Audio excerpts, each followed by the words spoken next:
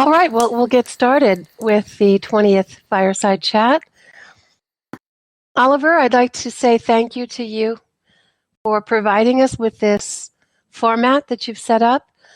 I'd like to remind everyone participating here and everyone listening in the YouTube audience that Oliver runs this server at his own cost. And there is a donate button within this Fireside Chat format. And I will have in my description on YouTube another button where you can donate so that Oliver can be compensated for all of his work that he does for this Fireside Chat. That would be greatly appreciated. I would like to mention our Cultural Connection Tour. The future events page on MBT Events will show the cities that we propose to go to. Thank you to those who have already booked. Frankfurt is in the lead, and we are certainly on our way to coming out to Frankfurt there, and hopefully all the other cities will fall into place. We just finished Atlanta with Tom, and to point out the value in attending a live workshop, the comments that we've received were very encouraging. It was surreal to meet Tom in person. To have one-on-one time with him was invaluable. We realize that some of you may not be able to attend these workshops that we're proposing for the Cultural Connection Tour. Some of you are looking forward to the video that we would produce as a result of this tour. So those of you who can book, please do so at your earliest convenience before May 31st. You'll find the future events page on mbtevents.com where you can book so that we can go ahead with the tour, and we will have a video to share with you that way. Just from the 35 we met in Atlanta, we've made new friends, new connections. We're inspired with new projects, proposals, and discussed various things to spread awareness of MBT.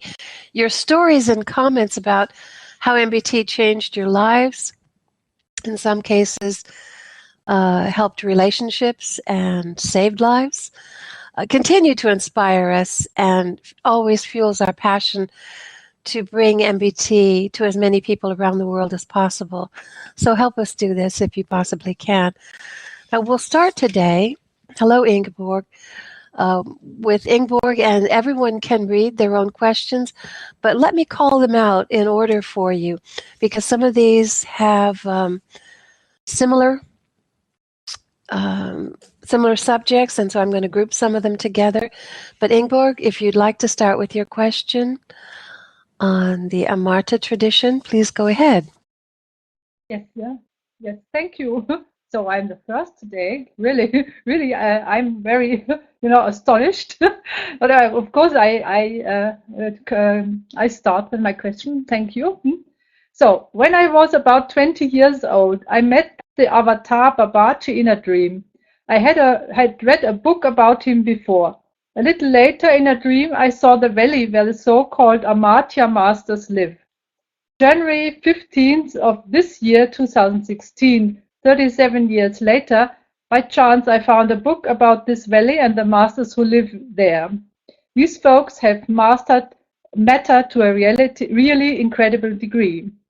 I read about 20 pages of this book, and in my dream that night on January 15th this year, I saw one of these masters in his living ground. January 25th this year, I experienced Sambhoga Kaya, which is a bliss body. I simply was an energy field, nothing else was left. There was another bliss body present and we joined, and it was a simply wonderful feeling. It was pure happiness.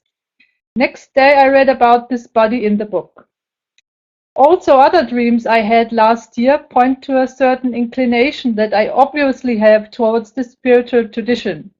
I don't know why, it simply happened. It is obvious that Tom and these masters teach the same thing. Only the terms are different. At least this is I suppose this. So I ask you, did you ever meet entities of this spiritual tradition, or did you have exchange between each other? Do you exchange experiences? What is the landscape or horizon you are working? I mean, you, Tom, and these Amartya masters, and what are you heading for yourself? Yes, if there is any connections, what are you heading for? So thank you for any information. Yes. Oh, well, there was a whole bunch of questions there at the end, so let me try to sort them out. Do I and these others integrate, discuss, hang out, help develop plans and strategies and that sort of thing? No, not so much like that. It's pretty much everyone doing their own thing in their own way and their own choices. There's not a lot of organization. And the reason for that is when you work in I can say an organization, that's not quite right. When you live in a world that's based on free will, there's really only but so much planning that you can do. Because everything changes as people exercise that free will. So you can only plan so far. And if you plan too far ahead, you usually find out that you end up tripping over your own plans, because plans have to be made kind of on the spot as they go. Everything has to be adjusted to the situation on the ground. So there really isn't a lot of planning going on. There are ideas, there are concepts, there's what we're trying, what's trying to be done, the goals, the lowering of entropy, the growing toward love, the getting rid of the fear and the ego. Now that's fundamental, and yes, you hear that and it sounds the same, no matter whose lips it seems to be coming from. Those are the fundamental goals, and then everybody just does what they can to further those goals, to help others get rid of that fear, get rid of that ego. And often the best thing you can do to help is just be yourself. Get rid of your own fear and your own ego, such that you are an example of a light that shines, that everybody else notices. And whether they notice at their intellectual level or not, that's not the point. They do notice at their being level, and it is inspirational, at their being level. So it has a big effect on other people, just to be. So it's not that anything we particularly do that's so clever or such a good plan. The plan is just to be, to help as much as one can in the ways that one can. So that's kind of the connection. It's not so much that there's this group that wants to manage how the future unfolds. Managing how the future unfolds is generally counterproductive. You got to let the future unfold however it unfolds. And if you can give it a nudge at a critical point now and again, well, that's about as much as you can do. But there's not a lot of planning that goes into it. Now that you've seen that you seem to have this connection where you have an experience and then you read about it later, and then you have another experience and then you read about it later. It seems like there's a plan going on here, and I suspect that plan is one that is custom fit for you. That's why you get those particular dreams that you get, because there's something highly probable about to pop up in your reality, and you won't get as much out of it if you're not prepared, if you don't have a bigger context in which to interpret the meaning of what you read. So you get that context in the dream before you read it in preparation. It's just it just makes it more effective for you. You're going to learn quicker that way. So that's the that's the way you're getting it. That's good for you. That's good. Again, we come to the same conclusion that you're on a path of progress, and that this path is being nudged so you can more optimally and more easily understand what's going on in the bigger reality. And that's a good thing. But that happens to hundreds of thousands of people where they're getting nudged, and some know they're getting nudged, like you obviously do now because you've been through this enough. You see the connections. But a lot of people are also being nudged that have no idea that they're being nudged as well. So is there any of your questions that I missed? Did I touch on most of them, or do you want to come back with one? No, everything is fine. Thank you. Okay. Well, welcome, Sveta. We've not seen you on this forum before, so welcome here. Sveta's question is on the Jungian notion of archetypes. I've heard Tom mentioning Jungian archetypes. How does this notion fit into MBT? Same for soul. Does it have a place in MBT? Also, do you personally make peace with the fact that your loved ones might never cross your road? I find it very painful, but we'll try to find a way if that is required for everyone's best. Thank you. Okay. Yes, Jungian archetypes.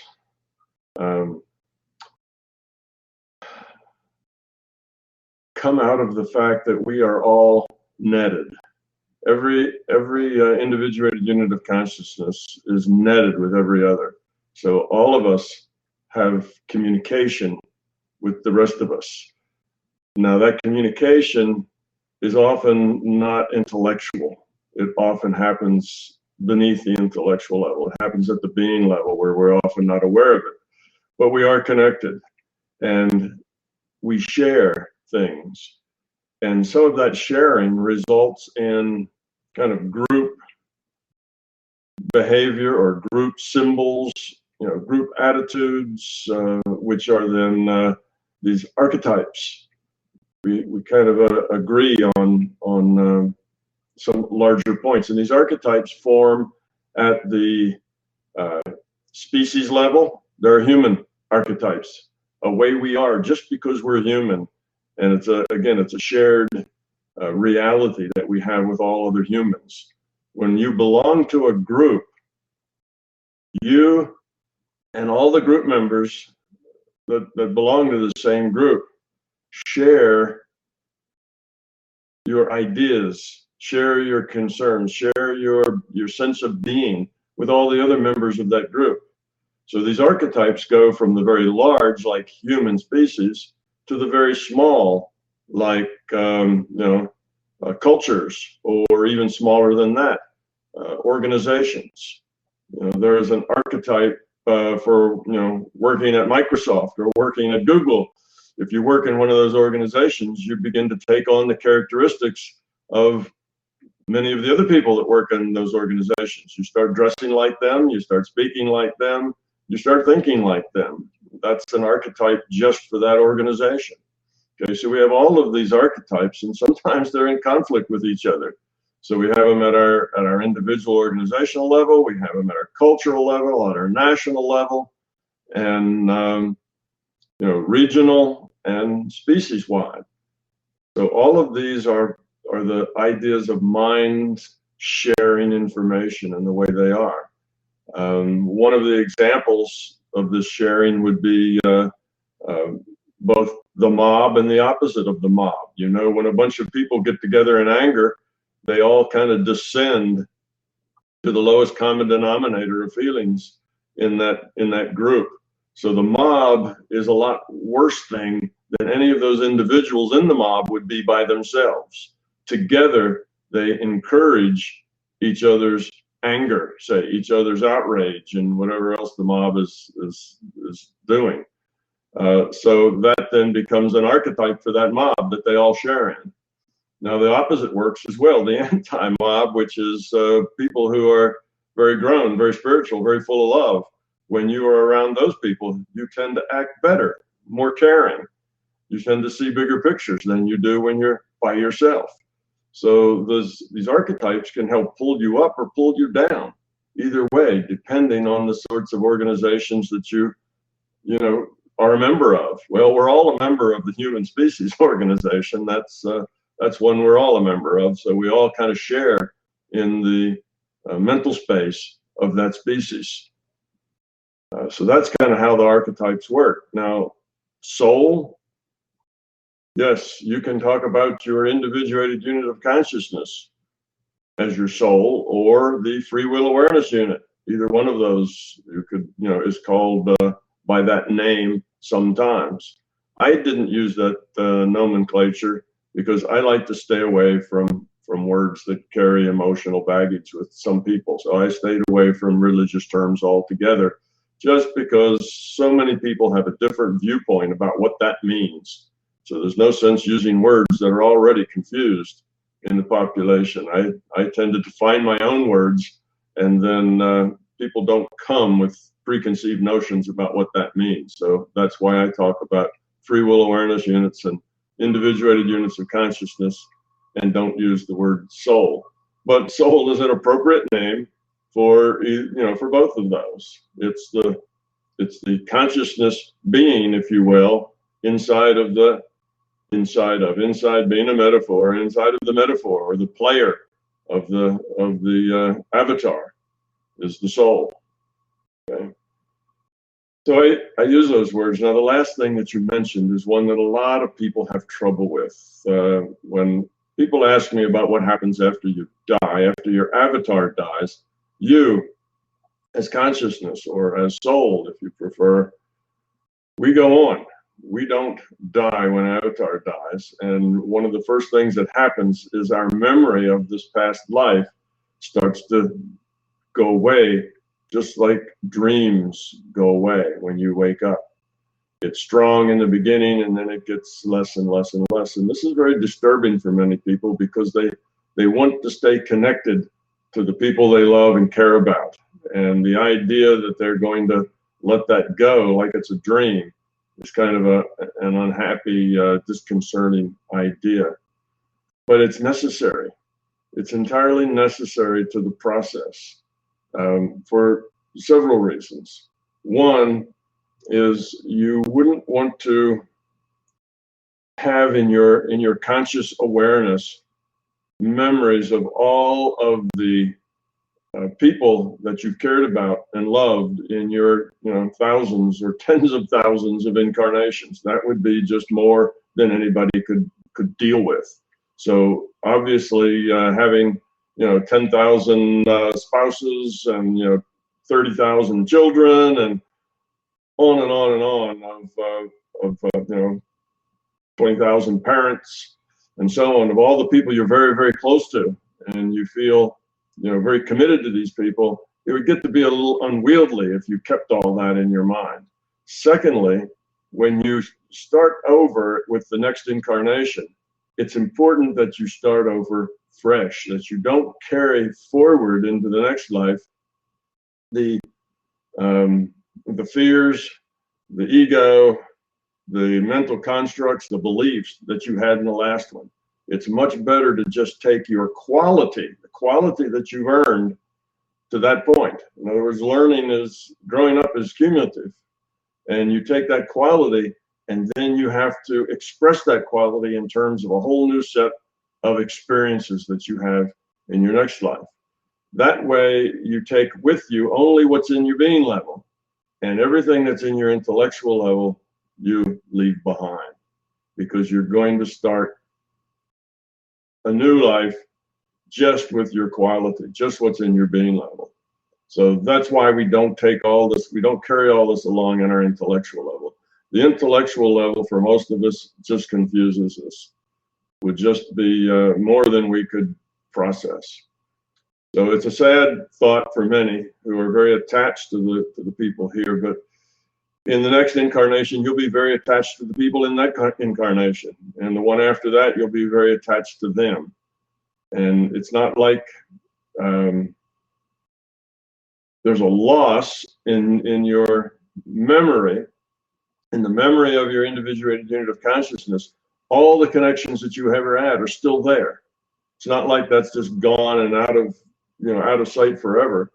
And as you learn new things, the new things you learn, that new information gets integrated with all the old information, because often lessons are not just in the thing itself, but in the integration of that thing with all the other things. In other words, a collection of data can show you patterns, the patterns that you couldn't see just looking at the data itself without looking at a collection of a much bigger source of data. So the life you're living now, the information that that brings back to your individuated unit of consciousness, that information is going to be looked at in context with all the other incarnations you've had. And if that helps then identify a pattern that will help you with your growth, that's good. So the learning is cumulative. So all those relationships, all those connections that you have, they still are there, part of you, still are part of your total experience. They're not gone there. Where they're gone from is just your intellect. You no longer carry them forward in your intellect into the next character. But in your individuated unit of consciousness, the memories, the data, the information all persists. So in a way we lose them, but in a way we don't. You see, we lose them as far as our intellect into the next incarnation. We don't lose them in as far as they're a part of us and will always be a part of us and part of the accumulation of experience that makes us who we are. Thanks, Tom. Sveta also has a question that some others have also brought up, and I wonder whether you can answer this collectively. You've answered some already of what I think her question might be. She is asking about the two parts that we're consciousness, our free will awareness unit as consciousness, and our individuated unit of consciousness as the player. How are these two to become one? And I think you've partially answered that. The other two questions from the forum users are on the complexity of consciousness. How can the body be a virtual avatar if it is composed of billions of living cells? Next question, basically, why is consciousness fundamental? So I think with looking towards the question that Sveta has asked, the complexity of consciousness and unconsciousness being fundamental, can we answer all of those questions collectively? Yes, they're all related. Trying to think of the best order in which to attack those. Tell me the first question again. I want to make sure I get the context right. Sveta's first question is the avatar is aware of the game. The consciousness, which is the individuated unit of consciousness, right. How do the avatar and the individual unit of consciousness connect? What is that connection? How does one become the other again? Yes. Yeah. Mm-hmm. Okay, I think I'll start with that one then. And it's not that these are really two separate things. Okay, the individuated unit of consciousness and the free will awareness unit are really all one thing. So we separate them because there's these two different functions that are formed there. So, you know, I separate those into two separate things with separate names so that we can talk about those two separate functions that are functions that consciousness, individual consciousness has to perform. But it's really all one thing. So you have a individuated unit of consciousness that needs to play in a virtual reality in order to have the experience that will help it grow. Now, how does it do that? You see, it doesn't want to do that with its own intellectual component, because then it'll carry all this intellectual stuff into that experience with it. It wants to only interact with what it has at the being level, so that all its interactions aren't managed by an intellect, but rather are just natural expressions of the being level. So what it does is it takes a piece of itself. This is the, now I'm talking about the individuated unit of consciousness, takes a piece of itself that is devoid of the intellectual part. It's just the being level part of itself. And it takes that being level, and that's the part that it walls off with you know, this piece of me now is going to be involved in this game, and it's going to be an immersion. It's going to be involved 100%. And it takes that piece, and that's the piece that gets logged in, if you will, to the PMR game, and gets attached to a particular being, a particular body there, okay, a particular avatar. And then its first experience, that piece we call the free will awareness unit, and its first experience is the first experience of its avatar. It doesn't come with any prior experience, any prior memory, any prior intellectual content. Its first experience is that first experience maybe in utero, or maybe of being birthed, or whenever it logs in for the beginning. Anyway, so then it's immersed. It has no other experience except that experience that it can have through that avatar. Completely an immersive game. Now, eventually that avatar grows old, dies, or has an accident and dies, or gets a disease and dies. And when they do, this free will awareness unit first finds itself in a different reality frame, okay, because it's no longer going to be into the frame where the avatar was, and then it progressively returns, if you will. Now you can think of this either way: returns to the individuated unit of consciousness of which it is a part, or you can just think that it's discarded, and now the individuated unit of consciousness begins to play itself, if you will. Either way is equivalent. It's not a problem. It was just a piece of this individuated unit of consciousness. It still is. It's never left it. It's just been kind of what do we call that in the computer? It's just been a piece of the memory that's been allocated for that function. So it's not like you have two separate things. So if you then reunite all that together, okay, nothing really is lost. Nothing, it's not something new. It wasn't two individual entities. It's just one. So that reintegrates. That reintegrates, and then it's the individuated unit of consciousness that experiences the assessment of the past life, lessons that should have been learned, things said and done that were pivotal in the consciousness.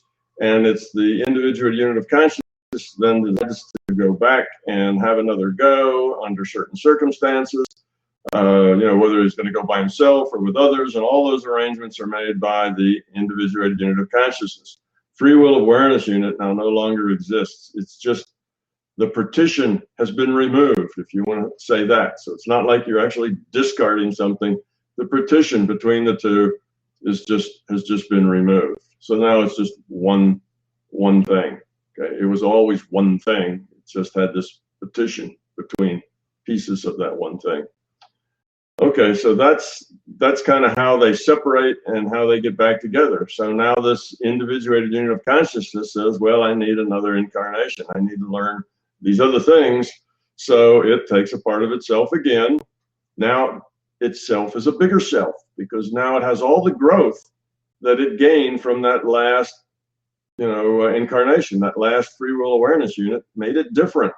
It takes that information and integrates it with all the experience it's had before, decides on maybe seeing those patterns, grows up a little bit. Now it's a different individuated unit of consciousness because of that experience. Then it partitions off a part of itself again at the being level, devoid of intellect, and logs back into the, to the PMR game, and then starts again with a piece of itself experiencing, this reality for the first time. So that's just the way it works. So that's the cycle, and that's how the two of them interact with each other. There's not really two things. Okay, these individuated things that I talk about, the free will awareness unit, the individuated units of consciousness, these are both metaphors. It's not a good idea to tend to think of them as separate beings from the rest of consciousness. We're all a part of the one consciousness. We're all a part of the one bigger thing. But this one bigger thing has various functions, things that it needs to accomplish. And for that, we make up names for each of those functions. Okay? And the name of free will awareness unit is a piece of that larger consciousness system that has free will to interact with all the other pieces. It's still a piece of that larger consciousness system. And that free will awareness unit is a piece of that individuated unit of consciousness. And it serves a function. So we tend in our mind to make these things separate things. But we have to realize it's all one thing. It's all just consciousness, which then takes us back to these other questions of, like, why is consciousness fundamental? Well, consciousness is the source of everything else. That's what makes it fundamental. Consciousness is the source of the individuated unit of consciousness that you are, of the free will awareness unit, of the entire system, the executive part, the new consciousness that are coming along and just getting started. The old consciousness that have been around a long time and are in a different kind of pattern. All of this are just metaphors for this one thing. It's fundamental because it is the core thing that exists. All the rest of it is a product of consciousness. The virtual reality we live in, our universe, is another product of consciousness. So that's why consciousness is very fundamental. And Donna, am I skipping one? Did I answer all of those, or is there one left? Well, does that answer Sveta's question? Did you have anything to add to that, Sveta? I think I'm confused at one point. Maybe it's just 1 minute for you to answer. But to illustrate this is largest just 1 second. LCU is, hold on. This is LCU, right? This whole thing. This is Sveta. This is Sveta's avatar right now with limited view, probably right now, who I am right now, right? And the piece of consciousness with a bigger view, the one that looks at me, at avatar. Do we ever meet? Do I ever get to know this bigger Sveta? Yes, you can get to know. Yes, you can get to know that bigger Sveta. You can connect with that with your consciousness. Now, your avatar has to support that, because everything you experience has to be through the avatar's experience. But your avatar can learn how to meditate, can learn how to quiet its mind, and when it does that, then you, as the free will awareness unit, are consciousness too. And you can then experience all of the rest of the consciousness, and you can experience yourself as consciousness. You can experience the larger you, and you can connect with that. There's not a barrier between the two, but the way, well, I should say there is sort of a barrier there, but the way you get across that barrier, through that barrier, is by learning to have your avatar learn how to set you free, if you will, in consciousness, because you can only experience the things that your avatar allows. And your avatar learns to meditate, then you as consciousness are kind of set free in the larger consciousness system that way. It's your way to experience the larger self. And you can connect with that self, and you can communicate with it. And it's, that's available with you. You can also communicate with all other individuated units of consciousness, not just your own, but with all other individuated units of consciousness, and with all other free will awareness units, if you like. It's just your intent is how you do that. You use your intent, you make that connection, And after that, it just depends on what you intend to get out of that. Are you seeking information? Are you seeking confirmation? Why? What is it that you want to get from that? Is it just a matter of feeling unified and connected to the whole you? That can be a very expansive experience just to do that. So first, have an idea what it is you want out of that situation, and then have the intent to explore that, and then take whatever comes. Okay? You have to be careful not to be too pushy about your of what you want. You have to have an intent of what you'd like to happen, but then you have to accept however that comes. And the reasons that's good is because you don't really know enough to order what comes. You kind of accept that. You have to realize that you're in the receive mode rather than the ordering mode. So you don't order things to happen. You have an intent, and then you accept however that works out. And if that's not exactly the way you expected it, well, then try again and see if it might work out differently. But you can't force the outcome, but you can focus the intent. That's how you do that exploration. And these explorations take a long time to really understand where you are and what you're doing. When you first start these explorations, it's very confusing because you're not sure what's what, who's who. You run into things, you communicate, but who is that? Why are they there? Why did they say that thing? There's so much that you don't know.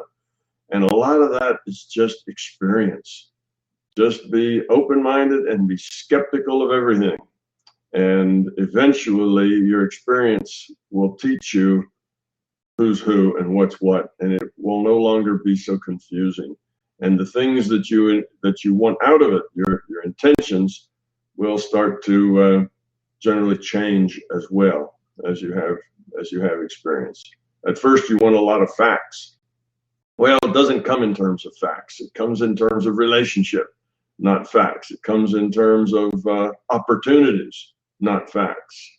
Things, you'll see something, you'll see you'll see a pink rabbit or a big flower. And the point is, what are you going to do with that? Do you just look at it and say, wow, cute little rabbit, nice little flower, I wonder where that came from? Or are you going to join it, go into it, talk to it, become one with it, somehow interact with it? You see, the interaction is, of course, the better thing to do, not just to be an observer, but to be an interactor. But then when you interact with it, you have to let whatever happens. It just does, and you follow along and see what can you learn. What's the lesson there? What is it about that is going to be valuable to you? So it's all a string of explorations, not having any idea where you're going or why you're going there, but just going and seeing what happens and seeing what value that there is in it for you. And if you find no value, then change what you're doing. If you find value, then keep doing it. And 4 or 5 years go by, and you'll have a whole different perspective of what's going on and understanding of it. And a lot of the questions you have now will just disappear on their own. The next question, Tom, that was from the MBT forum, that was also on the complexity of consciousness, has to do with the virtual avatar.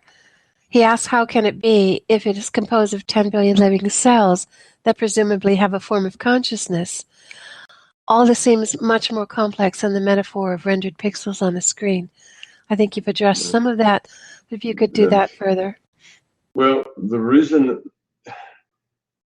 that the avatar is the way it is because it has evolved within a simulation. Okay, all of those cells in that avatar evolved to be that way. Again, this is in a computer, in a simulation. Okay. Now, for some reason, you think that every one of the cells is conscious like you're conscious, or has consciousness in the sense that it has its free will to make choices of what it does in a day. And that's not the case. Your avatar is the way it is because of the rule set. That's the evolution of the rule set and the initial conditions. So all of those cells, all of those functions, you know, the way all your organs work, the way they all cooperate, at that level, all that took place in a computer. Okay, and it is the way it is. Now, within this computer simulation, everything in this computer simulation that has free will choices to make now could be an avatar for something. All right, so that evolution produced a rabbit.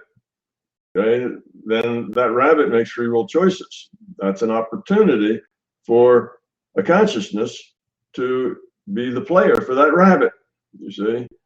Now, a rabbit's consciousness has a pretty limited set of free will choices. So that would be a pretty limited consciousness that would find that an interesting avatar. Now, there are also the humans and the dolphins and the orca and a lot of other things that have a lot more free will choices. So those are attractive avatars, attractive platforms, if you will, for consciousness to then experience through those avatars, to make their choices and thereby for, you know, be able to grow from those choices and those experiences. So now look at an individual cell. What sort of free will choices does an individual cell have, and what sort of avatar would want to use, I mean, what sort of a consciousness would want to use a cell as an avatar to explore all the free will choices it gets to make? Well, you see the point. That doesn't really work out too well. A cell pretty much just does what the cell has to do. It has functions. It has reactions and interactions. But all of those are very closely tied to the rule set, and very little of that is free will choice. Without free will choice, then I don't call that being conscious. Okay? It is a product of consciousness, but that doesn't make it conscious.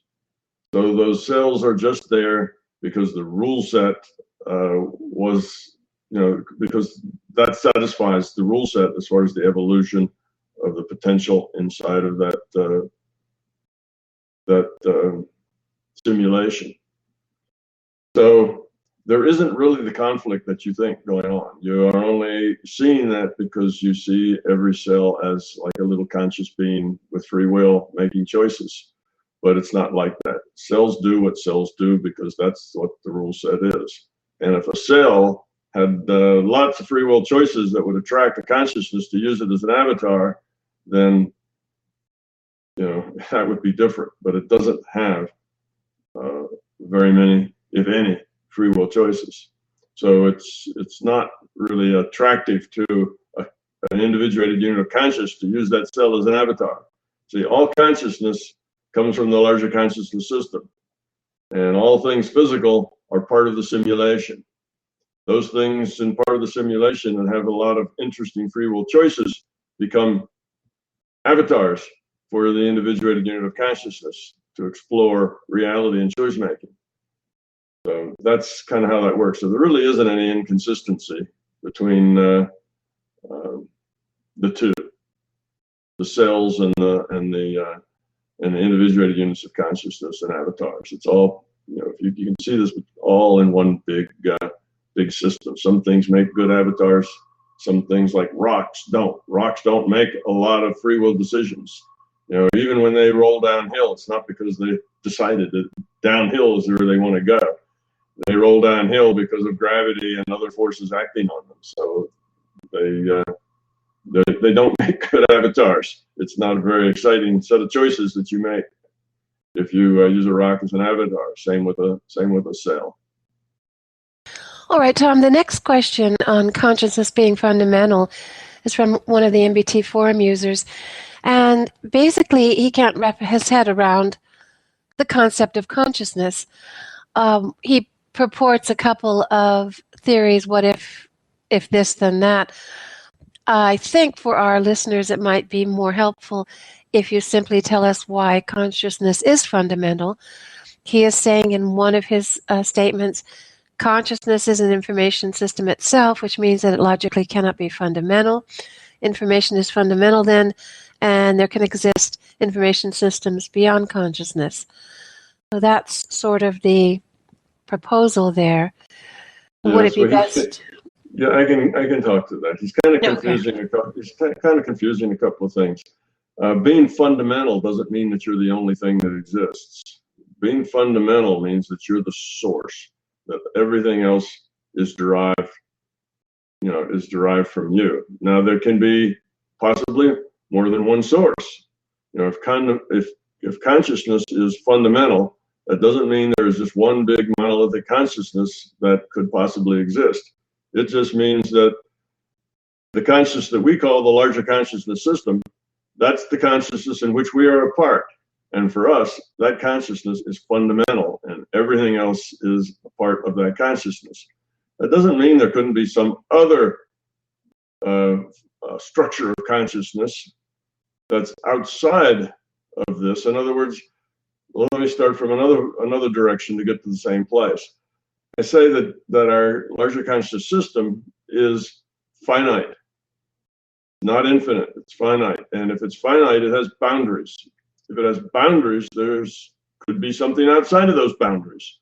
Could be another quote larger consciousness system out there, and another subset. And in my books, I kind of take it to the point of how far could we take this this idea. And I talk about our larger consciousness system just being a cell in a larger system of larger consciousness systems, if you will. And even then take it farther in this conjecture to we're just one cell in a larger Aomosaurus that is made up of many of our Aom cells, you see. So all of that, though, is just conjecture. It's outside of our ability to know. As far as what we can possibly know and interact with, it's this one larger consciousness system of which we are a part. Because we're a part of it, we can't get out of it to look around and see what's outside that boundary, because we're a part of it, and being a part of it doesn't allow us to escape it and be a part of something else. We're a part of this. So that takes us back to there are limits on what you can know and limits on your experience. And if that's a little hard to understand, go look at the very first talk I gave in London. It's just called the London Lecture, and I do a bit in there about the bacteria in your gut, and a kind of a metaphor of there are limitations to what you can experience based on the system that you're in, who and what you are. You can't necessarily experience all of reality. You can only experience that subset of it of which you are a product, you see. So there's really not any inconsistency there. Consciousness is information. Now, I model that, I have a metaphor of that as a computer, if you will, as an information system, because it is an information system, and how we humans can think of information systems is in terms of computation, in terms of computers. That for us is an information system. So that makes a metaphor that allows us to talk about this information system. Okay. Free will awareness units are metaphors. Individuated units of consciousness are metaphors. Okay. Reality has functions. It is. We are. Now, to understand it, we have to break that into concepts and metaphors that we can talk about, that mean something to us, that we can discuss, that we have the conceptual experience in order to use the term. All right. That's where the larger consciousness system, as the big computer, as a information system, comes from, because it is information.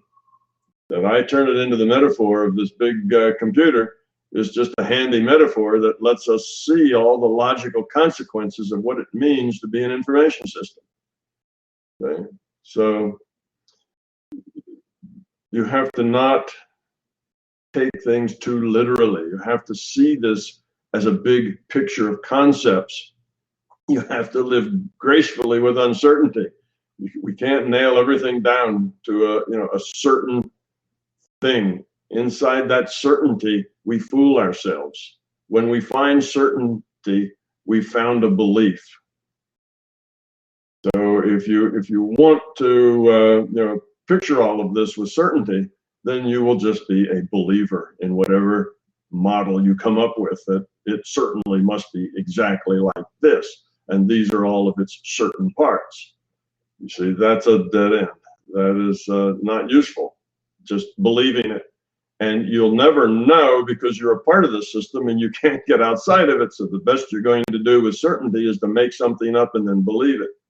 We have to look at it holistically in terms of what we can know. And that's, how does it function? How does it relate? What are we here for? What are we doing? How does it work?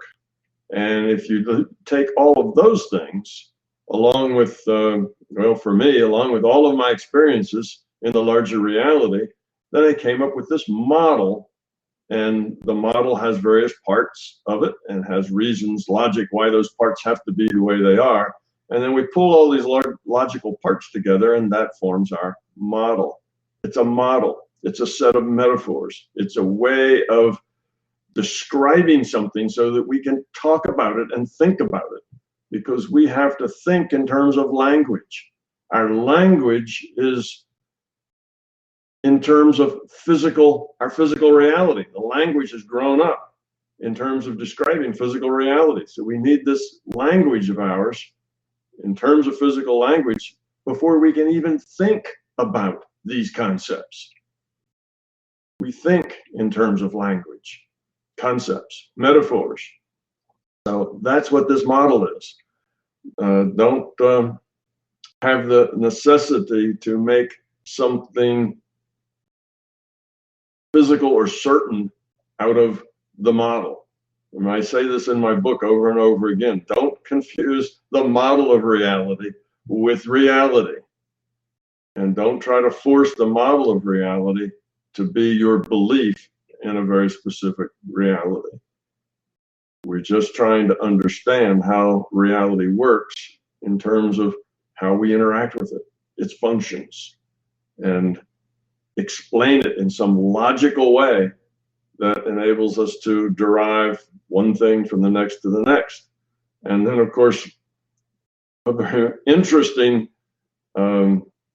result of all of this is we take this logic, these metaphors, and we apply them and find out that they explain physics just as well as they explain metaphysics. That suddenly those things about our virtual reality that are confusing to scientists, like why see a constant, and how does quantum mechanics work as probability, and so on, that these things then become clear.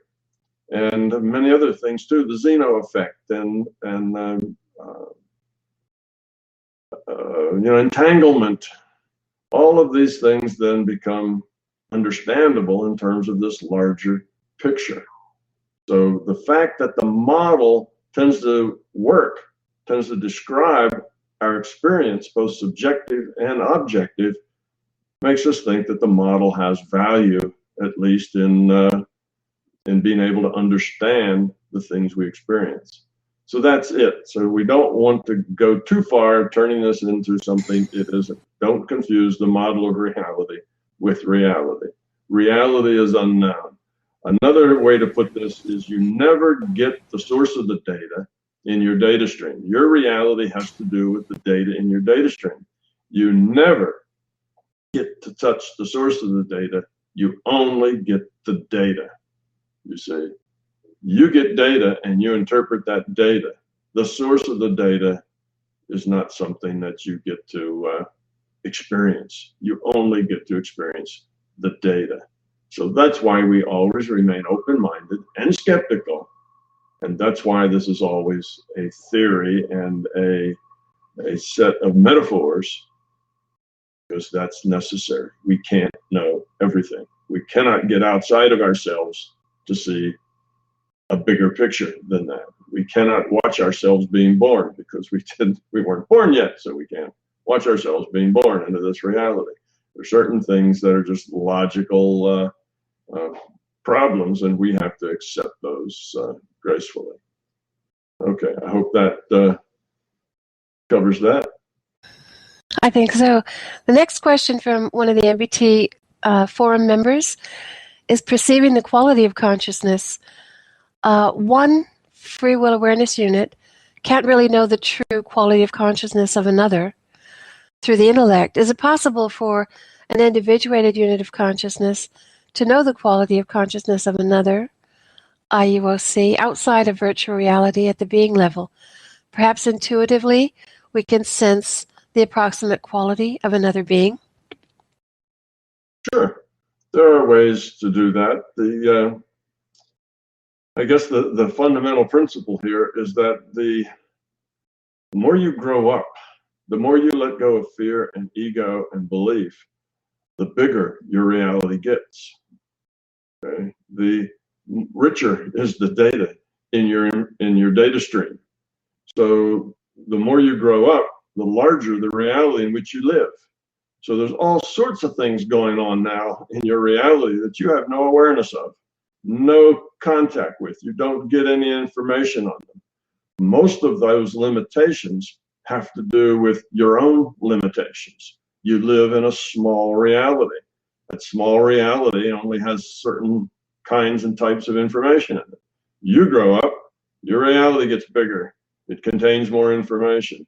You understand things at a bigger level, at a deeper level. So your reality grows with you as you grow. And eventually you grow up enough, you will find that you live all the time in this larger reality. You don't just live in the little reality you used to live in, you live in a much bigger reality with a much richer source of information. And one of the richer sources of information is understanding other people, understanding what they're feeling, what they're thinking, what their needs are, how you can be helpful to them. And in that understanding, yes, you understand the quality of their consciousness to a much greater degree than you did before you grew up. See? So in a way, it all works out very nicely, because before you're grown up enough to get that information, you're really not grown up enough to deal with that information well. When you're able to deal with that information well, and by that I mean you're not going to abuse it, you're not going to use it to manipulate people or to inflate your own ego or deflate your own ego or whatever, then you learn these things. It becomes more obvious. So as you're capable of knowing, you know. And that information is available in the database. There's a great deal of information in that database about a person's health, about a person's spiritual quality, about their quality of their consciousness. All that information is there and available if you can access it and interpret it.